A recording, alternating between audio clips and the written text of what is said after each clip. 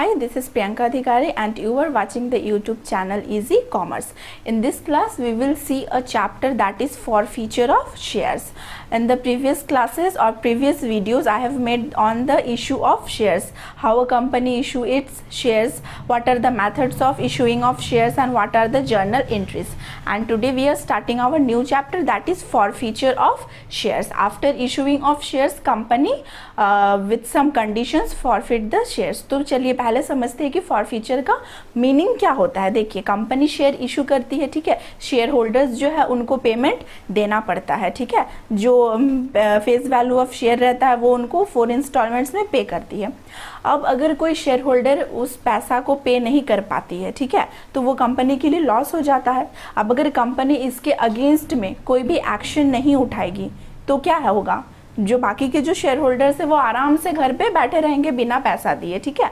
तो कंपनी इसके अगेंस्ट में एक स्टेप उठाती है, उसको बोला जाता है फॉरफीचर ऑफ शेयर्स। और फॉरफीचर मतलब जब्त करना, हिंदी में इसका मीनिंग हो जाता है कि कोई भी चीज़ को हम जब्त कर लेते हैं, ठीक है। जैसे हम लोग सुनते हैं कि बैंक लोन दिए है, लोन नहीं चुका पा रहे हैं, तो जो हमारा प्रॉपर्टीज एसेट्स रहता है वो जब्त हो जाता है। ठीक उसी तरह से कंपनी भी क्या करती है कि शेयर होल्डर्स को शेयर अलॉट कर दी है। अब अगर कोई शेयर होल्डर पेमेंट टाइम पे नहीं दे, ठीक है, और बहुत टाइम बीत चुका होता है, अभी तक उनसे पेमेंट रिसीव नहीं होता है कंपनी को, तो कंपनी क्या करती है, उनका शेयर्स जो है उनको फॉरफिट कर लेती है। तो फॉरफिट कर लेना मतलब उनका शेयर ले लेती है, जब्त कर लेती है, और फिर बाद में कंपनी उसी शेयर को किसी दूसरे पर्सन को अलॉट कर देगी, ठीक है। और जो शेयर होल्डर्स जो अमाउंट पे कर चुका होता है, फॉर एग्जाम्पल हमने पढ़ा था एप्लीकेशन देना होता है, अलॉटमेंट देना होता है, first call and final call, ठीक है, 4 मेथड्स में पेमेंट होता है।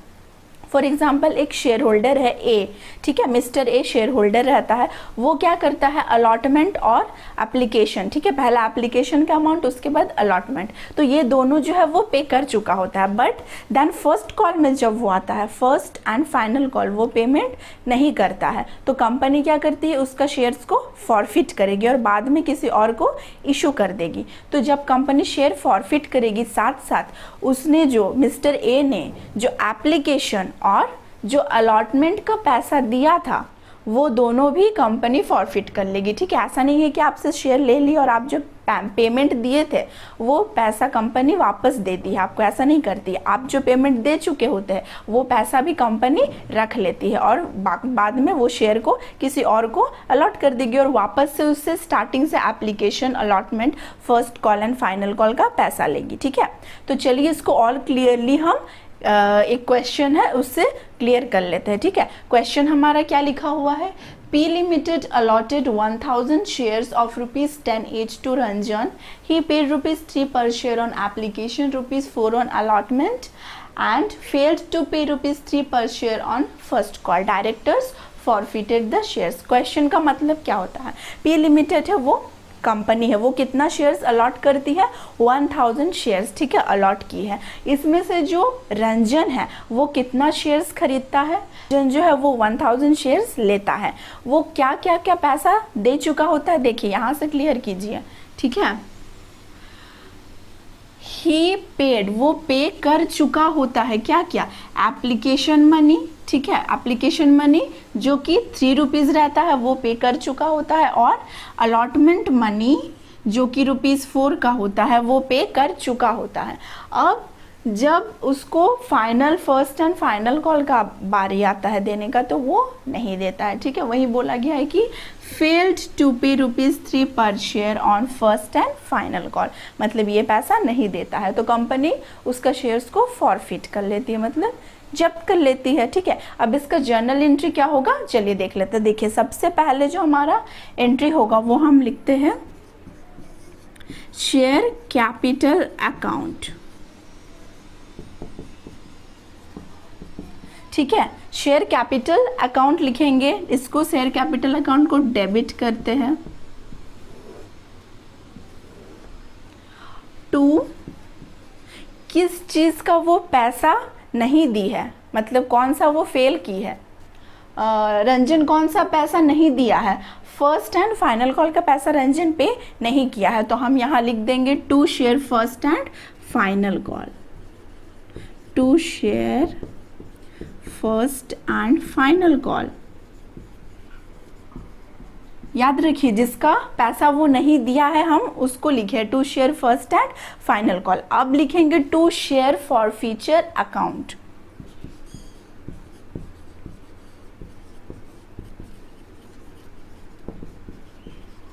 To share for future account, ठीक है, ये हमारा आ जाएगा। अब देखिए इसका हम अमाउंट कैसे लिखेंगे। शेयर कैपिटल कितना शेयर्स उसको अलॉट की थी 1000 शेयर्स। 1000 इंटू फेस वैल्यू कितना था ₹10 ईच। तो यहाँ हम करते हैं इसको 1000 into 10 that equals to 10,000 rupees, ठीक है। Share first and final call ₹3 का था। Share first and final call वो नहीं दिया है, ठीक है। तो 3 इंटू 1000, ये हमारा 1000 इंटू 3 आया है तो 3000 फर्स्ट एंड फाइनल कॉल। अब शेयर फॉरफीचर मतलब कौन सा, जो पैसा रंजन दे चुका है उसी को ना कंपनी फॉरफिट करेगी, जो नहीं दिया है उसको तो फॉरफिट नहीं किया जा सकता है, ठीक है।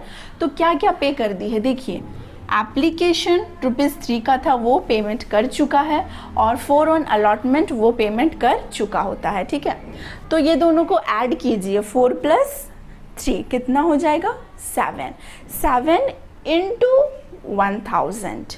तो शेयर फॉर फ्यूचर में वो आ जाएगा, क्या किए 1000, ये 7 + 3 किए हैं, ठीक है। 7 जो था हमारा 4 + 3 किए हैं हम, 4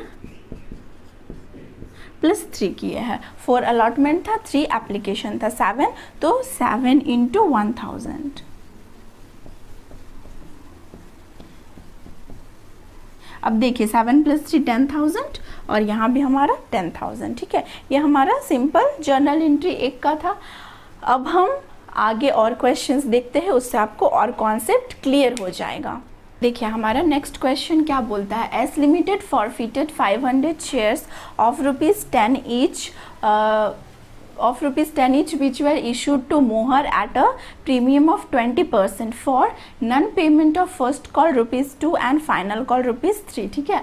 एस लिमिटेड कितना शेयर्स फॉरफिट कर लेती है 500 शेयर्स, किसका, मोहर का, ठीक है। मोहर जो है एक शेयर होल्डर है, वो 500 शेयर्स खरीदती है, 500 शेयर्स लेता है, ठीक है। तो एस लिमिटेड उसका शेयर्स को फॉरफिट कर लेती है, मतलब जब्त कर लेती है। वो क्या क्या का पैसा दे चुका होता है, देखिए यहाँ पे बोला है कि नहीं दिया है किसका, फर्स्ट कॉल और फाइनल कॉल, मतलब अलॉटमेंट और एप्लीकेशन वो दे चुका है, ठीक है। तो ये हम लोग को खुद से समझना है कि किसका दिया है। यहाँ पे बोल दिया है फर्स्ट कॉल और फाइनल कॉल का पैसा उसने पे नहीं किया है, मतलब किसका पे कर दिया है, अलॉटमेंट और एप्लीकेशन बच जाता है, ठीक है। यहाँ और एक चीज़ ध्यान दीजिएगा कि शेयर जो था वो ₹10 ईच का था, लेकिन उसमें प्रीमियम था कितना, 20% प्रीमियम था। तो 10 का 20% अगर हम कैलकुलेट करके निकालेंगे तो हमारा ₹2 आएगा, ठीक है।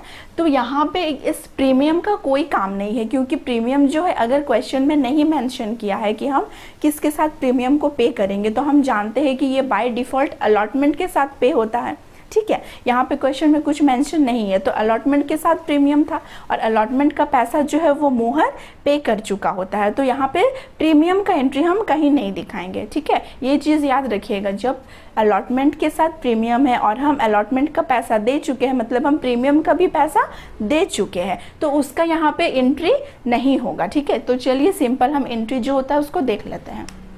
पहला हमारा वही शेयर कैपिटल अकाउंट,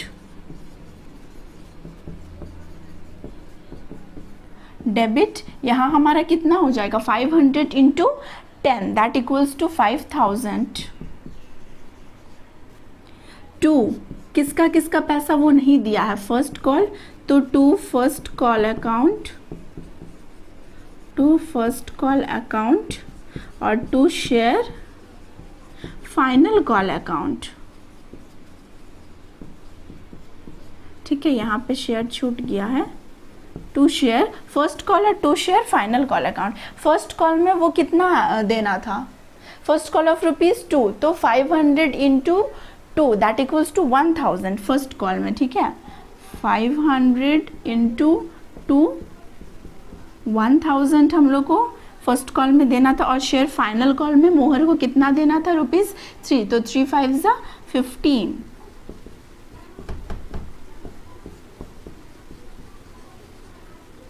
1500। अब देखिए to share for future account हम लिखते हैं तो उसको लिख दीजिए to share for future account. To share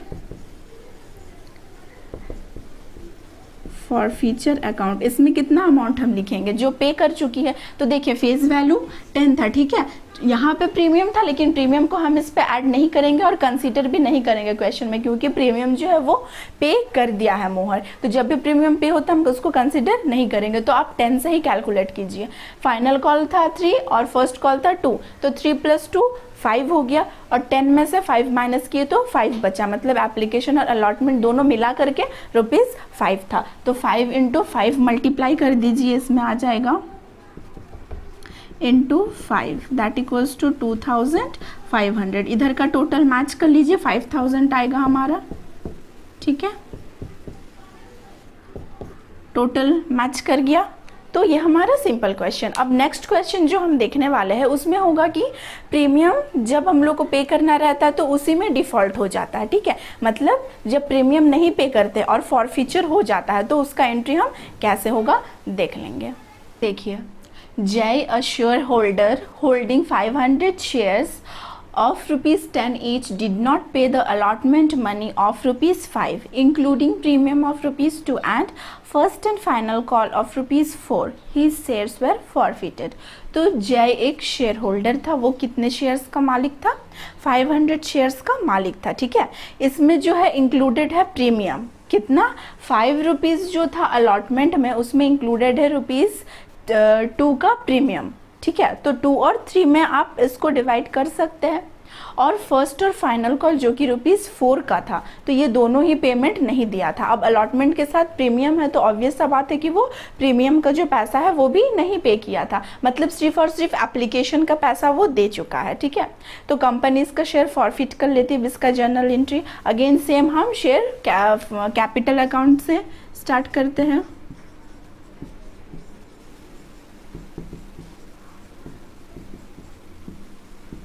debit to किसका किसका पैसा, यहाँ पे और एक चीज़ है ना, ठीक है, सिक्योरिटीज़ प्रीमियम था तो हम सिक्योरिटीज़ प्रीमियम को यहाँ डेबिट करते हैं, ठीक है। सिक्योरिटीज़ प्रीमियम क्यों आ रहा है ये याद रखिएगा, क्योंकि प्रीमियम पे नहीं किया है, ठीक है। प्रीवियस क्वेश्चन में भी प्रीमियम था लेकिन वो पे कर चुका था, तो हम यहाँ पे सिक्योरिटीज़ प्रीमियम को डेबिट नहीं किए थे। यहाँ पे प्रीमियम जो है वो है लेकिन प्रीमियम वो पे नहीं किया है, तो इसलिए सिक्योरिटीज़ प्रीमियम अकाउंट डेबिट आ जाएगा। टू क्या क्या नहीं पे किया है, share allotment, to share allotment account, to share first and final call account, और लास्ट में जो हमारा to share for future account, to share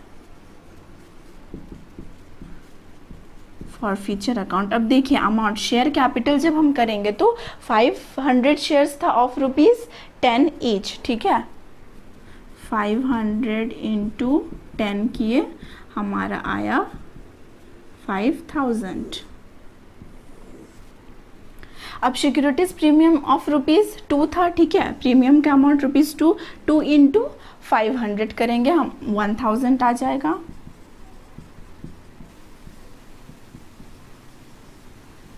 ठीक है, यहाँ तक क्लियर है। अब to share allotment account, allotment कितना था टोटल, ₹5 का था, तो यहाँ पे टोटल ₹5 हम लेंगे, तो 5 × 500,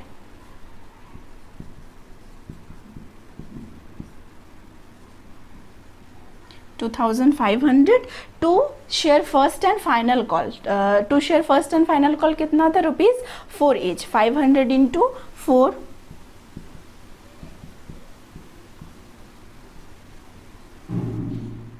2000। अब देखिए for future, share for future account में हम क्या लिखते हैं, जो पैसा वो पे कर चुका होता है, तो यहाँ पे टोटल वो कितना नहीं पे किया था, 4 और ₹4 पे नहीं किया था और 5 पे नहीं किया था, ठीक है। तो अब हमारा 5 + 4 9 हो जाता है, 9, और हमारा रुपीज़ कितना था टोटल प्रीमियम के साथ अगर हम देखें तो कितना था, 12 रुपीज़ था, ठीक है। 2 रुपीज़ का प्रीमियम था, तो 10 + 2, यहाँ पे हम 12 कर रहे हैं, और 4 + 5 9 हो चुका है, तो 12 - 9 10 11 12 हमारा 3 रुपीज़ वो पे कर चुका होता है। तो शेयर फॉर फ्यूचर में 500 × 3 आ जाएगा।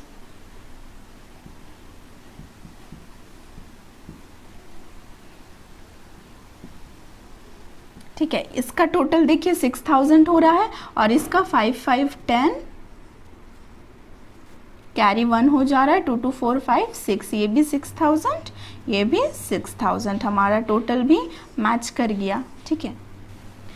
तो आई होप कि क्वेश्चन आप लोगों को क्लियर हो गया। इसका सॉल्यूशन इजी था, सॉल्यूशन बार बार प्रैक्टिस कीजिए और क्लियर हो जाएगा। और प्लीज़ चैनल को लाइक कीजिए, पेज को लाइक कीजिए अगर सॉल्यूशन समझ में आता है, और शेयर कीजिए। तो आज के लिए हम इतना ही रखते हैं, नेक्स्ट क्लास में फिर मिलते हैं। Thank you.